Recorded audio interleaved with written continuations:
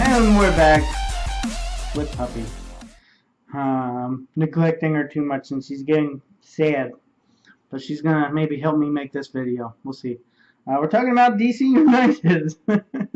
A lot of exciting things going on for DC United this year, I do believe.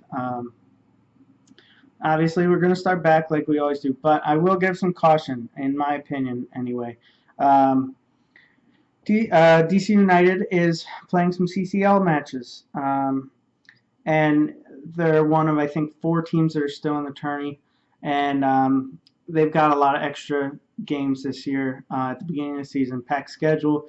Guys getting tired, travel, stuff like that. So the further they go into the CCL, the more you might want to be careful and cautious because there might be shocking starting lineups because I think the coach is probably going to want to play to win the CCL matches because it's a big deal. Mexico always seems to kind of to end up winning the whole thing, and it would be awesome for an MLS team to do it. So just be cautious with the guys you pick up from DC United. Make sure you have a backup plan just in case if they're tired and they don't get to start.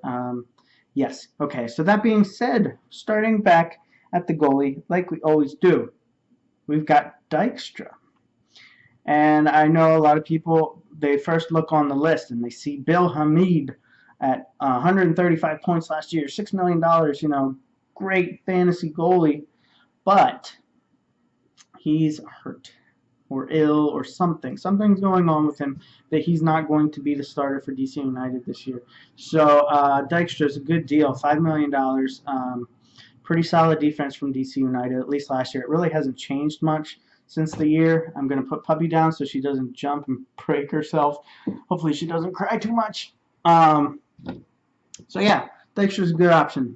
Good goalie, pretty solid dude. But you do have to realize that he will not be the starter for the whole season. At some point when Bill Hamid does come back, you're going to want to get rid of him. Bill Hamid's an extra $1 million.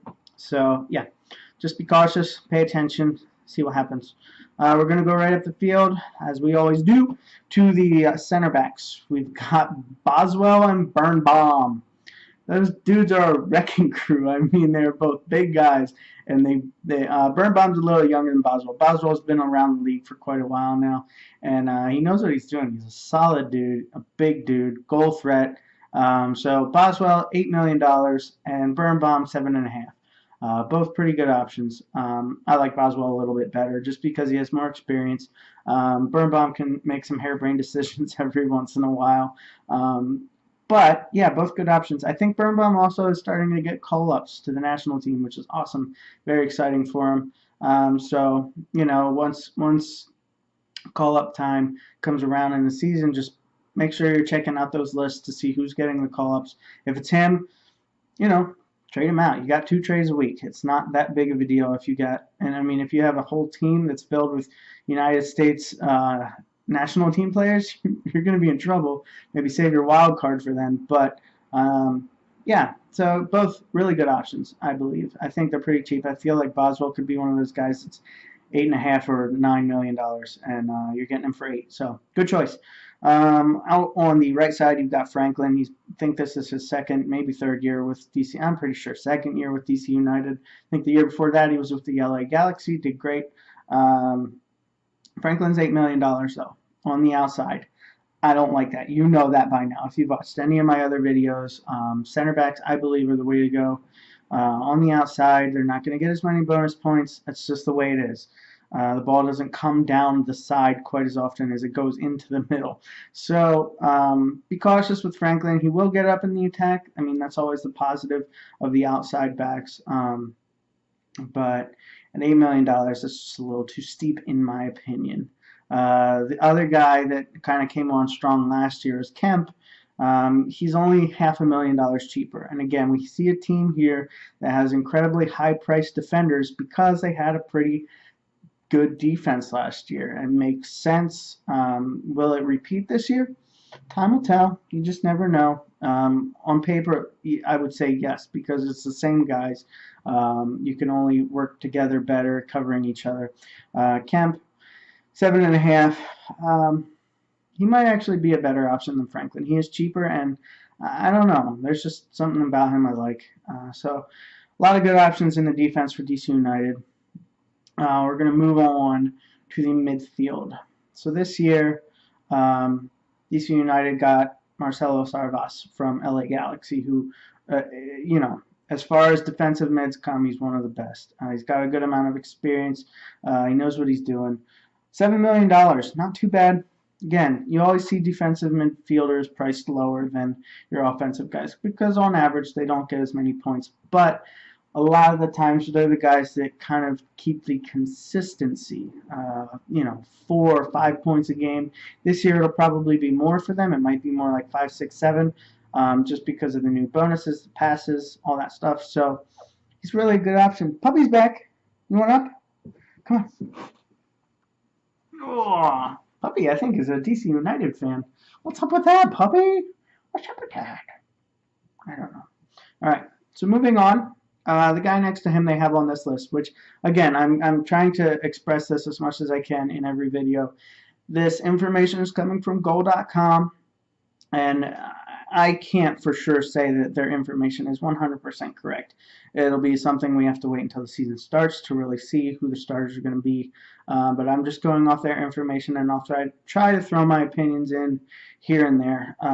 They have a guy named Marcus Hosley, $6.5 million as another midfielder for their team. So I don't have much to say about him. I don't know him. He didn't play a lot last year, and he's not somebody necessarily to get excited about. I don't think he's going to break the bank for you, and I don't think he'll earn you much money if you put him on your bench.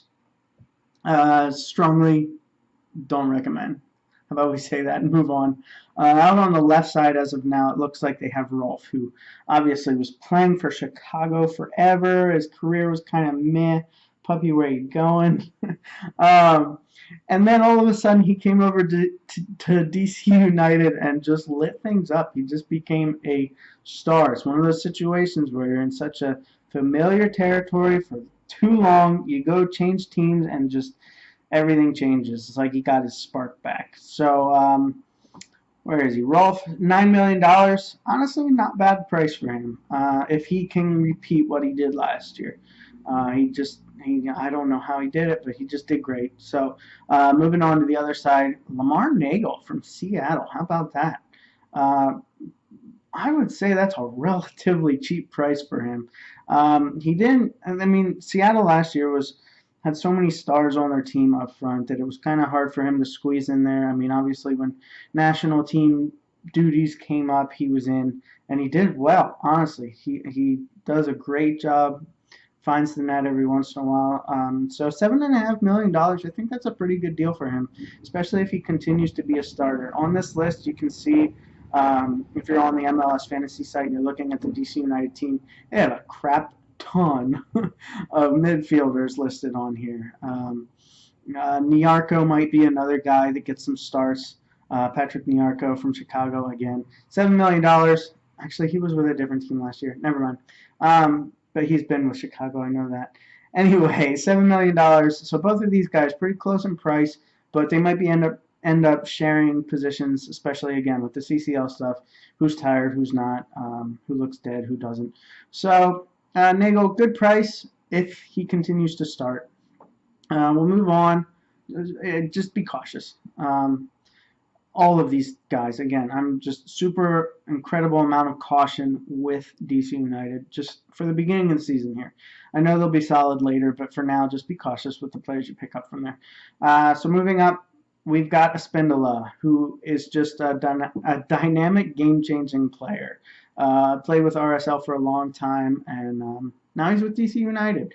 And last year did okay. He's $10 million. I think you might be paying a little more for his name and what he's done in past seasons than necessarily what he did last year.